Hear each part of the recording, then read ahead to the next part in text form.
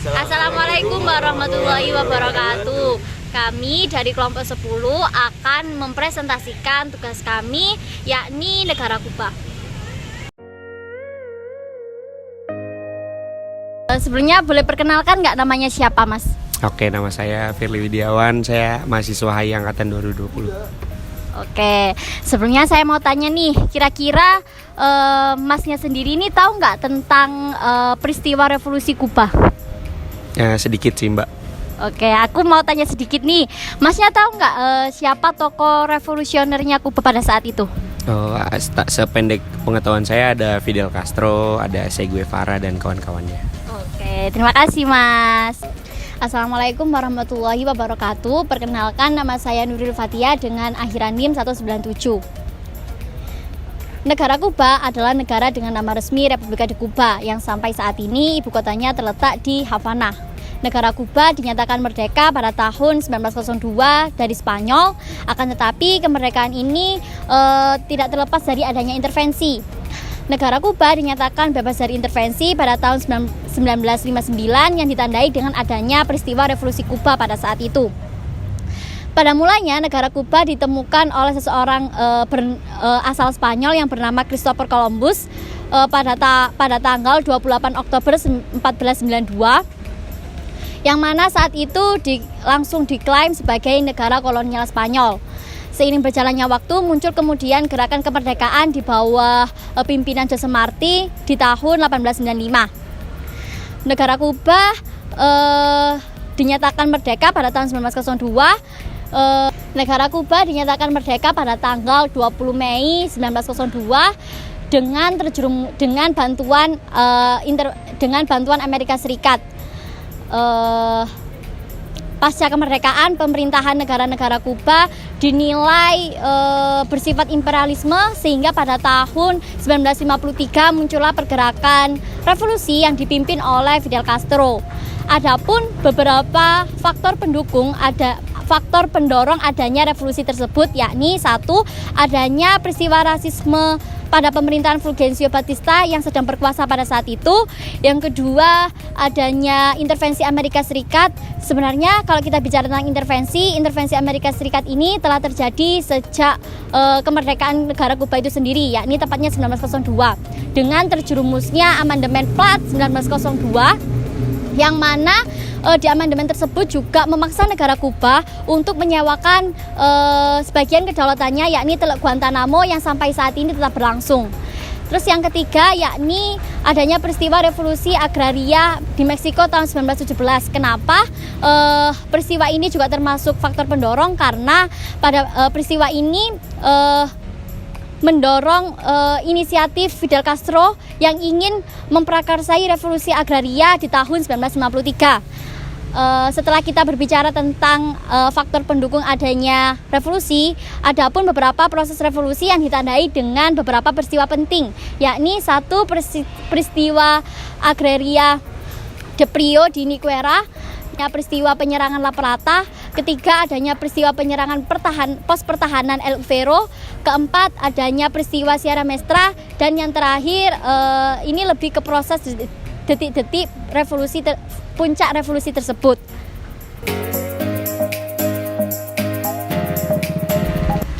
Revolusi yang dijalankan oleh Fidel Castro ini kemudian dikenal sebagai gerakan 26 Juli, di mana gerakan ini berusaha untuk menggulingkan sebuah pemilu yang akan diadakan pada tanggal 3 Desember 1958, hingga akhirnya pemilu ini pun batal diadakan, dan dengan mudah gerakan 26 Juli ini menguasai sebagian besar wilayah Kuba kecuali Havana sama Santa Clara. Namun kedua wilayah ini akhirnya juga jatuh tidak berselang lama kemudian, tepatnya pada tanggal 16 Desember 1958. Pada waktu itu gerakan 26 Juli melakukan serangan terhadap sungai, jembatan di sungai yang mempunyai jembatan bernama Jembatan Falcon. Dengan rusaknya jembatan ini, otomatis konektivitas antara Havana dan Santa Clara terputus, hingga pada akhirnya gerakan 26 Juli ini dengan mudah menguasai Havana. Pun juga dengan Santa Clara pada tanggal 19 Desember 1958, gerakan 26 Juli ini kembali melakukan serangan terhadap Santa Clara, yaitu tepatnya menyerang rel kereta api yang menyebabkan terputusnya logistik yang menghubungkan antara Havana dan Santa Clara, sehingga dua kota yang sebelumnya belum runtuh, akhirnya juga runtuh gara-gara serangan 26 Juli. Hingga kemudian Nenes Jimenez dan Rodriguez de la Vega mendesak. Sebelumnya mereka melakukan pengepungan terhadap garnison Fidel yang kemudian mereka mendesak untuk mencerahkan benteng terbesar di kota Kuba. Tak berselang lama, gerakan 26 Juli ini dikejutkan dengan kabar hilangnya Fulgencio Batista yang pada saat itu memimpin Kuba, yang diduga melarikan diri ke Republik Dominika. Dengan melarikan dirinya Batista ini, otomatis terjadi kekosongan kekuasaan di wilayah Kuba, sehingga momen ini dimanfaatkan oleh Fidel Castro untuk naik menjadi pemimpin Kuba, sehingga pada tanggal 1 Januari 1959 ditandai sebagai Hari Revolusi Kuba. Baik, di sini saya akan mewawancarai salah satu mahasiswa angkatan 2022 dengan Mas siapa? Dengan Mas Dava Aditya. Dava Aditya, baik. Sepengetahuan Mas, sistem pemerintahan di Kuba itu seperti apa sih? Apakah di Kuba itu otoriter atau demokrasi? Karena saya kurang tahu ya Mas ya. Yeah. Jadi menurut saya sih belum bisa menentukan Mas apakah itu otoriter atau bagaimana, karena saya belum riset tentang hal itu. Oke, mungkin menurut Mas aja deh gimana? Apakah otoriter apa demokrasi? Sepengetahuan Mas. Sepengetahuan saya sih demokrasi mungkin Mas. Baik, terima kasih Mas. Nah, sebenarnya otoritarianisme Kuba itu sudah ada sejak lama, tapi menonjolnya pada waktu pemerintahan Fulgencio Batista sekitar tahun 1950-an, hingga akhirnya Batista dilengsarkan oleh Fidel Castro. Namun ini kemudian tidak menandakan otoritarianisme di Kuba berhenti, malah lebih parah. Misalnya Fidel Castro yang pertama meniadakan pemilu, yang kedua membungkam media, dan yang ketiga mengonsolidasi kekuasaannya pada Konstitusi Kuba 1976. Otoritarianisme yang lain bisa dilihat pada media. Jadi media di Kuba itu hanya ada satu yang dikendalikan pemerintah, dan menganggap media independen atau media-media lain yang bukan di bawah kendali pemerintah itu media yang ilegal. Jadi jurnalisnya mereka dipenjara, diintimidasi, terus dilecehkan. Bahkan agen-agen pemerintah negara itu secara rutin secara rutin melakukan pengecekan terhadap media-media independen ini. Jika terjadi sedikit saja penyimpangan, mereka dianggap sebagai musuh, mereka dianggap sebagai pengkhianat, sehingga mereka dengan mudah dijebloskan ke penjara. Jadi otoritarianisme di Kuba itu pada dasarnya tidak begitu berbeda dengan negara-negara otoriter lain, dengan berbagai aturan-aturan yang mengekang kebebasan masyarakat.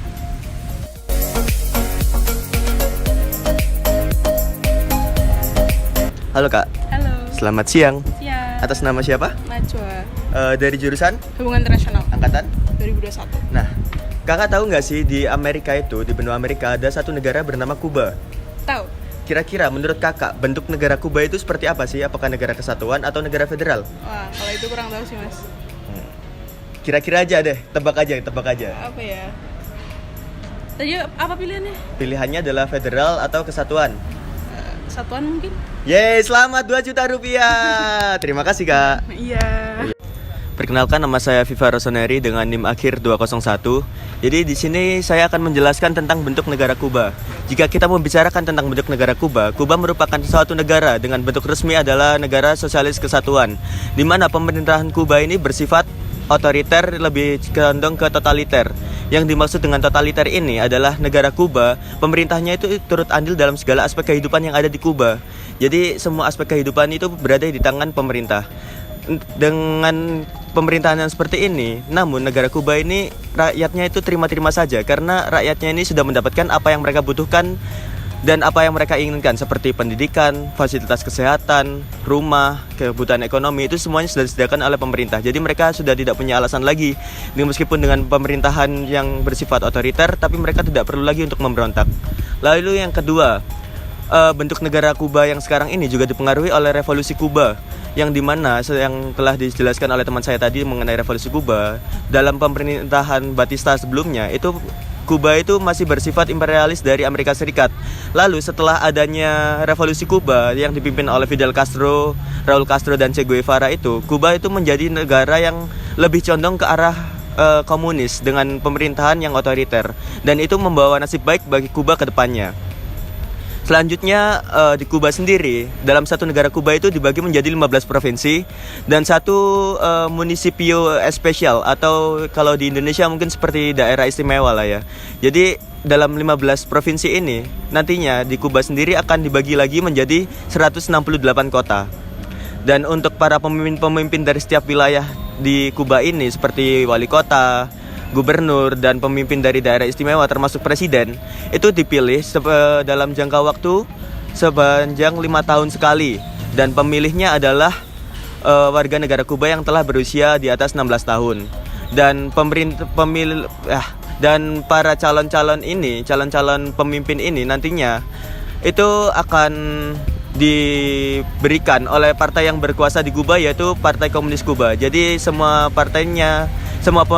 calon pemimpinnya itu berasal dari partai yang sama, karena di Kuba sendiri juga menganut sistem politik yang satu partai. Sekian dari saya, terima kasih. Oke, sekarang saya udah bersama salah satu mahasiswa UMM dengan siapa? Wayan Rama, Dari angkatan? angkatan 20. Sebelumnya mau nanya nih, Mas Wayan ini kira-kira tahu nggak Kuba itu negara apa dan dari mana? Kuba, negara dari benua Amerika ya, Amerika Selatan. Nah, negara Kuba ini kira-kira menurut Mas Wayan ini bentuk pemerintahannya itu seperti apa? Apakah presidensial ataukah parlementer? Kalau nggak salah Kuba parlementer ya kalau nggak salah. Oke, terima kasih Mas Wayan atas jawabannya. Maaf mengganggu waktunya. Sama-sama. Halo teman-teman semua. Setelah tadi kita bisa menginterview salah satu mahasiswa hubungan internasional dengan nama Mas Wayan, angkatan 2020, mengenai bentuk pemerintahan yang dimiliki oleh Kuba, dengan jawaban dia pada saat itu yaitu parlementer. Di sini saya Athari Hasim, mahasiswa hubungan internasional angkatan 2021, akan mengkaji lebih dalam mengenai bentuk pemerintahan yang dimiliki Kuba pada saat ini.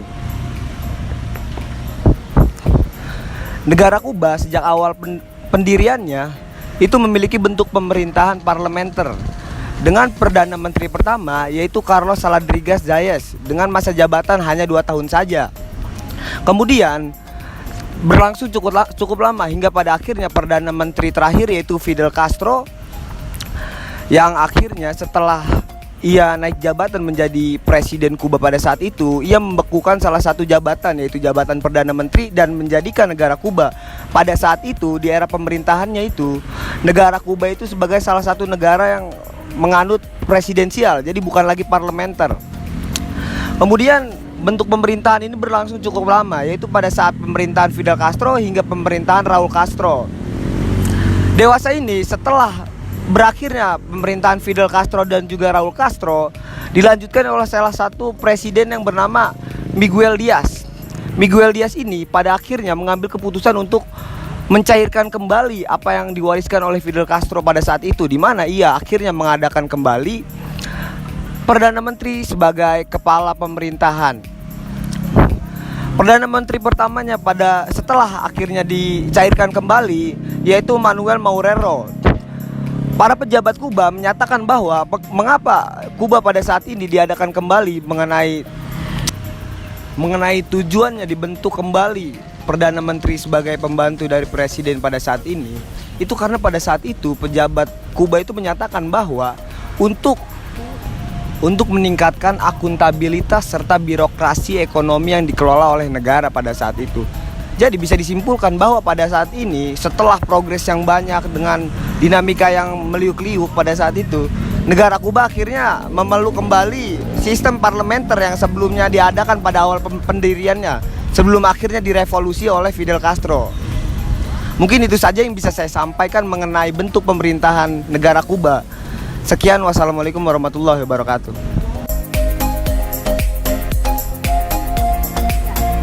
Baik, saya di sini sudah bersama salah satu mahasiswa HI angkatan 21 dengan nama siapa, Kak? Afifah. Jadi kira-kira kakak tahu nggak sama negara Kuba? Iya tahu. Terus kira-kira kakak tahu nggak mengenai sistem politik di Kuba? Kurang tahu sih. Jadi nih Kak, kayak aku kasih salah satu opsi ya Kak. Kira-kira sistem politik di Kuba itu sistem politik satu partai atau multi partai? Kayaknya satu partai deh. Kenapa tuh? Karena Kuba kan menurutku Kuba tuh negara kecil tapi udah maju ya. Jadi rata-rata negara dengan ciri-ciri kayak gitu tuh punya satu partai gitu. Tapi nggak tahu. Jadi aku bantuin ya Kak, aku benerin. Jadi sebenarnya Kuba itu Republik Sosialis Satu Partai. Jadi sana dia kayak sistem politiknya itu dikuasai sama Partai Komunis Kuba. Jadi karena kata pemimpinnya Castro, maka kenapa dia memilih sistem satu partai? Karena kalau dia pilih sistem multipartai itu, maka di Kuba itu akan terjadi adanya imperialisme. Jadi kayak gitu. Jadi kesimpulannya Kuba ini negara satu partai ya? Iya. Makasih Kak. Iya, sama-sama. Perkenalkan, nama saya Yusaki Mas Kamoyang dengan NIM akhir 221. Jadi saya akan menjelaskan mengenai sistem politik di Kuba. Jadi Kuba merupakan negara Republik Sosialis Satu Partai, di mana sistem politik Kuba dikuasai oleh Partai Komunis Kuba atau PCC. Sistem politik Kuba tercantum dalam konstitusi Kuba yang tercatat pada referendum pada tahun 1976, yang kemudian diperbarui pada tahun 2002, yang menyebabkan sosialisme di Kuba tidak bisa dibatalkan. Kuba dibentuk menganut sistem sosialisme yang dimana didasari dari ide-ide John Martin dan Mark Leninisme yang membentuk republik berdasarkan paham komunis. Jadi pemerintah Kuba menggunakan ini untuk masyarakatnya sebagai sistem dasar dalam bernegara dan berbangsa. Sistem politik di Kuba menggunakan sistem satu partai. Tidak ada pluralisme di Kuba. Oleh karena itu maka pemerintah Kuba mendukung dan mempertahankan sistem ini.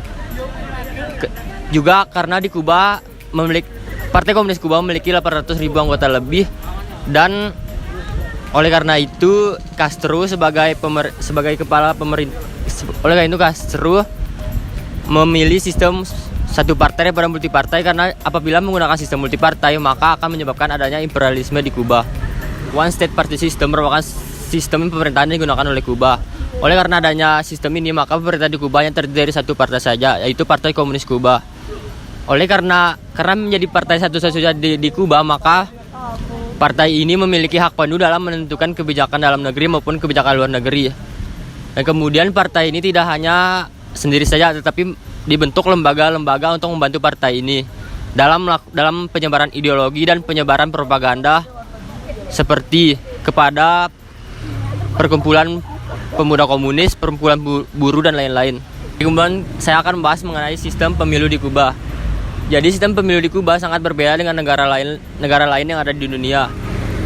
Sistem pemilu di Kuba dibentuk pada tahun 1976 dan kemudian disahkan pada tanggal 24 Februari pada tahun itu. Jadi sistem pemilu di Kuba itu terdapat dua jenis. Yang pertama itu pemilihan parsial dan pemilihan umum. Pemilihan parsial merupakan pemilihan yang dilaksanakan setiap 2,5 tahun sekali untuk memilih wakil deputi majelis rakyat. Kemudian sedangkan pemilihan umum merupakan pemilihan yang dilakukan setiap 5 tahun sekali untuk memilih yang terpilih dari pemilihan parsial tadi.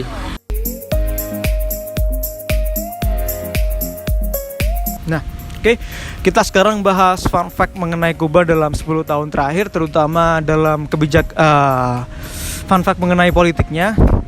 Jadi, selama hampir 5 dekade lamanya, mulai dari tahun 1959 sampai 2018, Kuba ini dipimpin oleh bisa dikatakan rezim ya, rezim Castro atau lebih dikenal sebagai Castro Family, karena pada tahun 1959 sampai 2006 atau hampir berapa ya? Hampir 40 tahunan Kuba itu dipimpin oleh Fidel Castro yang sudah dijelaskan sebelumnya terkenal otoriter. Nah, pada tahun 2006 Fidel Castro ini akhirnya memutuskan untuk mengundurkan diri karena alasan kesehatan.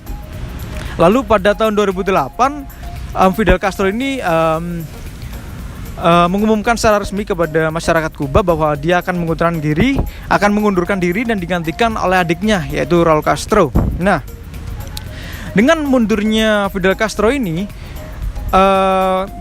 dia kemudian digantikan oleh adiknya sendiri, yaitu Raul Castro.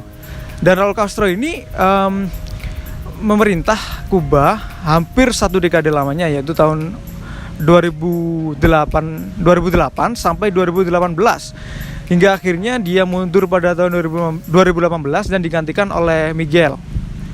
Nah, ini menandakan bahwa pada tahun 2018 dengan mundurnya Raul Castro menandakan bahwa untuk pertama kalinya Kuba dipimpin oleh pemimpin yang non Castro, karena dua pemimpin sebelumnya yaitu Fidel Castro dan Raul Castro memiliki hubungan darah. Jadi pada tahun 2018 kemarin menandakan Kuba untuk pertama kalinya dipimpin oleh kepala negara dan kepala pemerintahan yang non Castro. Demikian fun fact mengenai Kuba 10 tahun terakhir. Sekian pemaparan presentasi dari kelompok kami Negara Kuba. Kurang lebihnya mohon maaf. Wassalamualaikum warahmatullahi wabarakatuh.